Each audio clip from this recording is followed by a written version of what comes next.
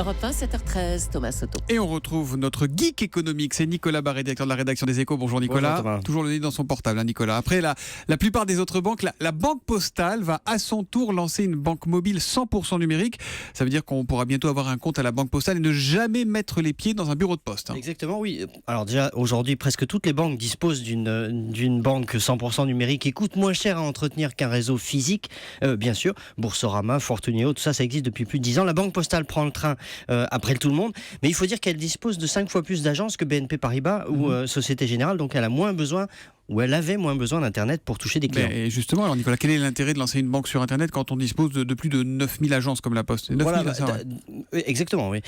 D'abord, une partie de la clientèle le réclame, donc si la Banque Postale ne fait pas, ils iront voir ailleurs. Et puis ensuite, la Banque Postale, comme les autres banques, tremble à l'idée que d'autres acteurs comme Orange rentrent sur leur business. Orange Bank verra le jour cet été, et les banques redoutent une guerre des prix, un petit peu comme quand Free a débarqué sur le marché du mobile.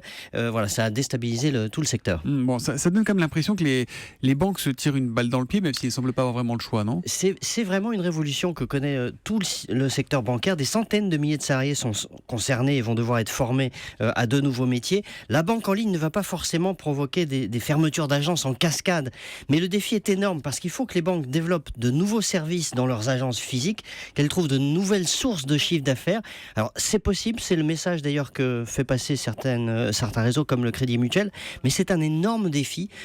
L'enjeu social, évidemment, est capital, et encore plus pour la Poste. Nicolas Barré, directeur de la rédaction des Échos, qu'on retrouve tous les matins après le journal de 7h. À demain, Nicolas.